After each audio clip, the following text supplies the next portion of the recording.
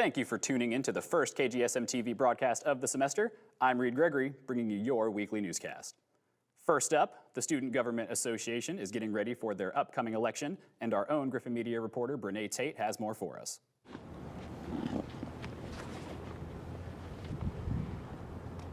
Well, it's that time of year again, Missouri Western, time for the Student Government Association elections.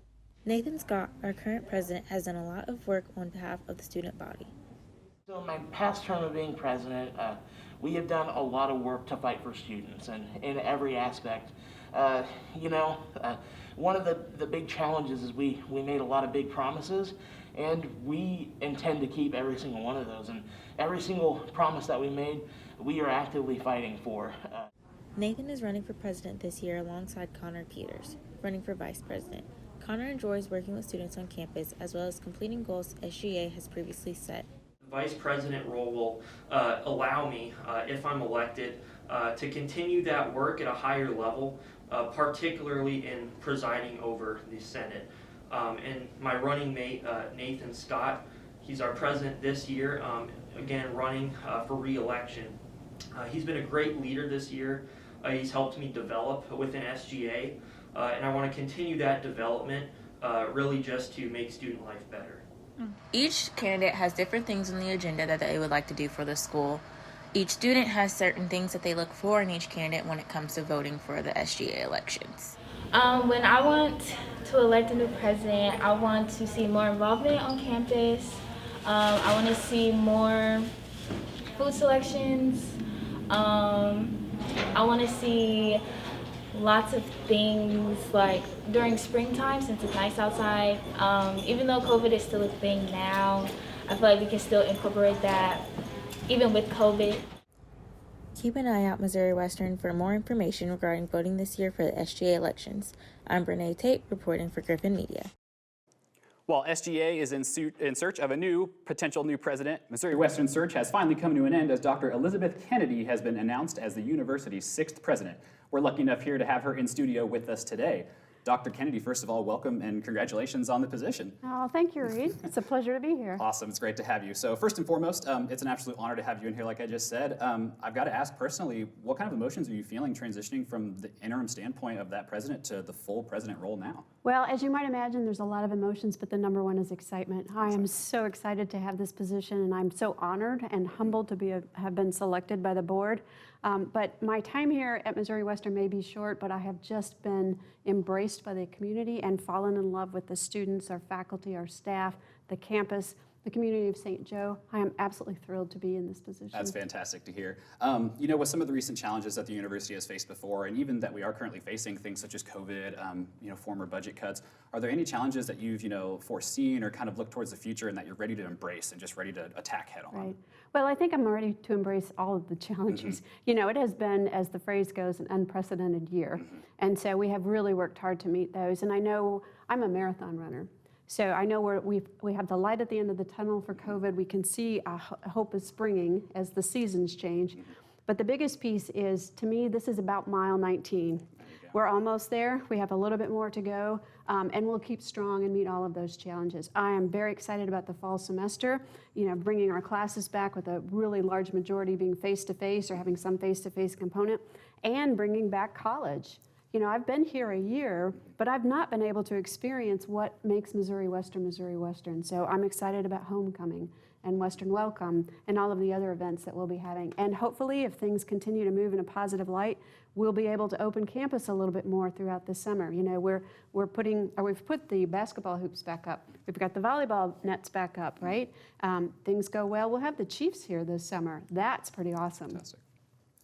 Absolutely. I think everything you just touched was an absolutely fantastic point. And, as we begin to wrap up things here with you, is there anything you would want current students and faculty to know before you embark on this great adventure? Yes. Well, I think I just want them, first of all, to thank everyone for their efforts. This has been a lot of heavy lifting this year on many, many parts.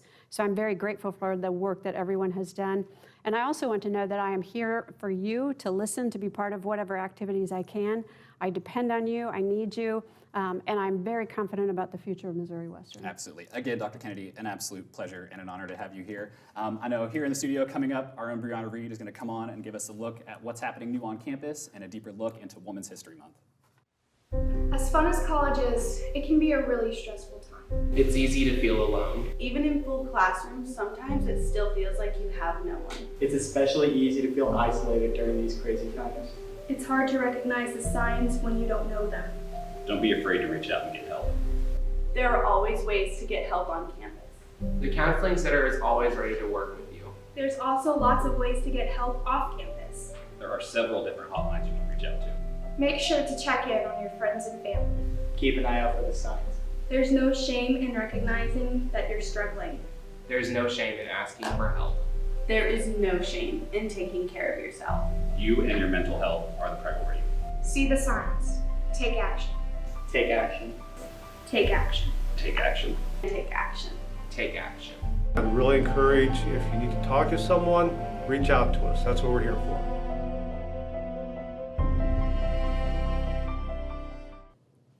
Welcome back, everyone. I'm Brianna Reed.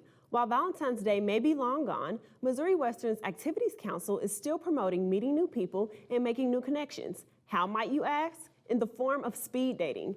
Our own Darren Brinks shows us what it was all about. Recently, the Western Activities Council held a speed dating event last weekend in Blum. Fellow Griffins were allowed to walk in and take a seat. As speed dating should be, you were sat with a random partner and you talked for a few minutes. The goal of this event was for Griffins to meet new people even if it didn't include a relationship-type attachment. As the event progressed throughout the night, WAC held small raffles and some fun small games to play, such as the game Four Corners, where Griffins would have to say their opinion by moving to a corner of the room according to the question that was asked. Two Griffin students, Craig Spilker and Will Pollard, both attended and enjoyed the event. I just saw a poster for this event out in the hallway, and I decided to check it out, but I didn't really know what to expect, and it was really neat getting to know different people and asking some stuff, getting to know their experience here at college, and talk about what they want to do after they graduate. So this event, it was pretty fun. It's always good to have a WAC event, as I said, but I think this speed dating, it actually helped me figure out some more students on campus. I mean, there's a lot of different personalities, a lot of different backgrounds, just figuring that out and realizing that we have a lot of things in common. So, I mean, that's always good to figure out. So, as the event came to a close, it seemed everyone who attended at least met someone new. I'm Darren Brinks with Griffin Media, signing off. As many know, the month of March is Women's History Month. On March 8, 1911, the first International Women's Day was celebrated in Austria, Switzerland, Germany, and Denmark. This is a day celebrated annually to recognize the achievements of women, contributions made by women, raising awareness about women's equality, and more. Each year, there are women in this world who find a new way to add to it by using their brains, making it look effortless with their strength, and making it known that there is always more to come. For those who didn't know, this year's theme for International Women's Day was Choose to Challenge. If you go to the website, internationalwomensday.com, you'll see that in relation to the theme, it says, a challenged world is an alert world, and from challenge comes change. Women are the most challenged beings on this earth, as people still believe in the 21st century that women have no right to lead or be in power, that our place is also always behind a man or maybe alongside of him just as long as he holds overall power. If you think about it, women are expected to nurture the world, but get no credit or thank you or appreciation for the way it has grown up. Though we are challenged by the world every day, I can also argue that we challenge the world the most. We challenge the way we are discussed, we challenge the way that we are represented and thought about. We challenge ourselves. A quote from Muhammad Ali says, if it doesn't challenge you, it doesn't change you. Women have continuously changed this world with each day we open our eyes. When you get a group of women together, be prepared to fasten your seatbelts and go for a ride. Not simply because we are women, even though that alone deserves recognition, but because when you get a room full of women together, powerful things happen. Change happens, love happens, laughter happens, new ideas and innovative ways of thinking happens, and a new outlook on life happens.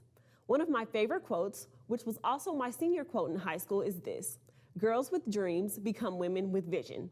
As a young woman, I am glad to say that I've had the chance to make my dream of going to college a reality, a vision that is almost complete as I prepare to graduate this spring. I have many dreams that I can't wait to live out as I enter the real world. From a day to a week, Women's History Week was created by an education task force in Sonoma County, California in 1978, and the week of March 8th was chosen to coincide with International Women's Day. Then from a day to a week to a whole month, in March of 1980, President Jimmy Carter encouraged Americans to recognize and celebrate women's historic accomplishments during the week of March 8th. By 1987, Congress officially declared the entire month of March as National Women's History Month. This year's theme is Valiant Women of the Vote, refusing to be silent. As I am a valiant woman, I am thankful that I surround myself with other valiant women through my friendships, my mother, grandmother, aunts, and even others who are my role models. The valiancy of women alone is enough to be celebrated. When someone says a woman can't do something, we will do it twice and take pictures. Said by Eleanor Roosevelt, a woman is like a tea bag. You never know how strong she is until she gets in hot water. Happy National Women's Day to all the intelligent, powerful, resilient, heroic, courageous, and beautiful women in the world.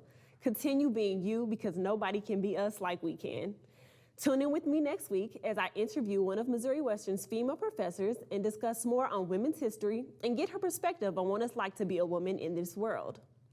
Coming up after this break, Harry Loomis will be here to talk about all things sports related here at Missouri Western.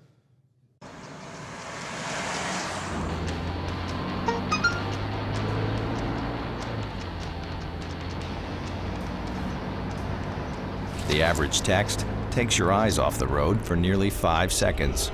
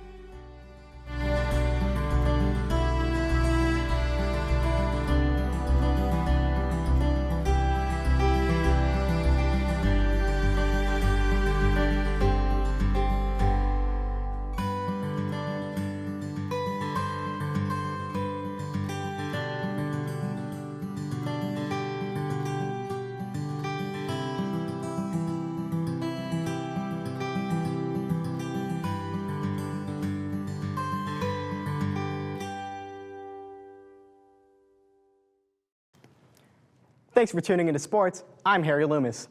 It's a very exciting time for Griffin basketball fans as Will Martin and co. are headed out to South Dakota to play in the NCAA Division II National Tournament for the first time since 2010. You want to talk about a team that's been through it all? Look no further than these guys. After an 8-1 start, COVID hit this team and a 7-game losing streak ensued. You see an 8-8 team with such low momentum and you think there's just no way they get to this point. Yet somehow, here they are. Will Martin preaches flow, the faith, love, ownership, and work, and these guys have bought in.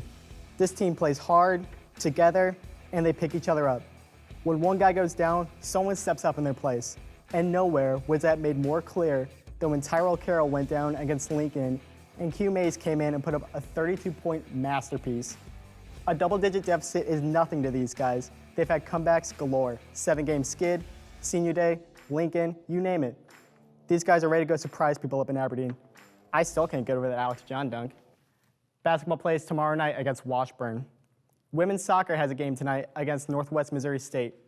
Go Griffins has sent us a package that gives us a look at what the team has faced over the last several months as they prepare for tonight's game.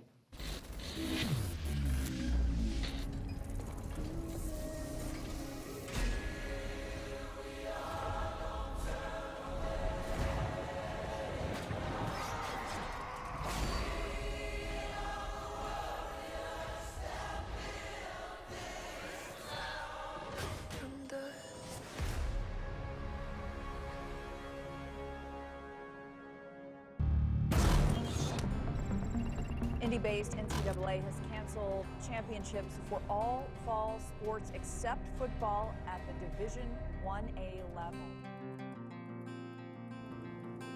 Best scenario is I get to be out there one more time.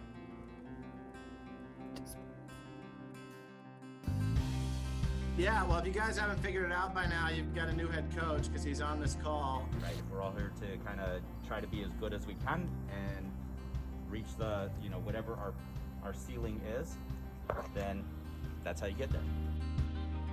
Kind of like hits me every now and then. Like I'll be at practice and I'll be standing there and I'm like, this could really, I don't know, it just hits me that this is my last season and it's not the same at all. At first I was like, okay, well, it's kind of unfair. There was a decision made, and they pushed soccer to the spring, and it is what it is.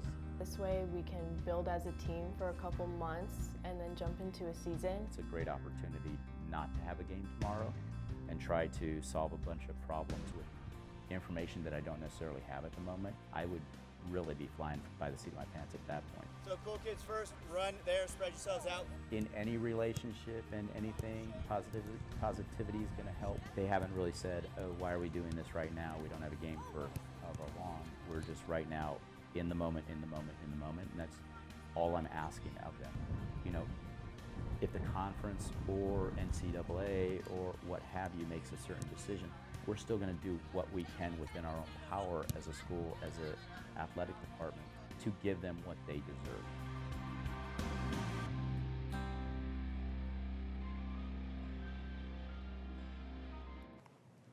That's all for sports. Back after this. A leading problem I've faced is a misunderstanding on the part of students of the importance of academic advising. They miss appointments. They don't make appointments. But what's most disappointing is when they come unprepared. Give me a student with a plan in their head, or better yet, on paper. We could talk about their interests, not just about their classes. We could discuss internships, classwork, grad programs. It would open the door to what advising is truly about. Can I help you? But instead, they come to me in a panic when they need to register because... I need to talk to you. I was trying to register for my classes, but it wouldn't let me do it because I need my PIN, and I haven't had time to set up an advising, so I don't even know what classes I need to take, so I just signed up for a bunch of random ones, and I'm going to drop them later. So can I have my PIN real fast? Because I'm still logged into a computer in the lab.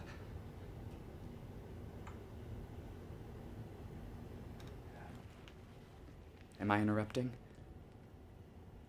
Take ownership of your education. Make the most of your advisement by being proactive, punctual, and prepared. You'll open the door to more personalized attention and avoid costly setbacks. It's never too soon to begin planning your next steps at Missouri Western.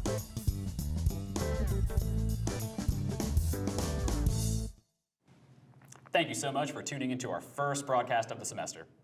Make sure to check out the Griffin News for all your campus updates. And we hope to see you here next week here on KGSM-TV.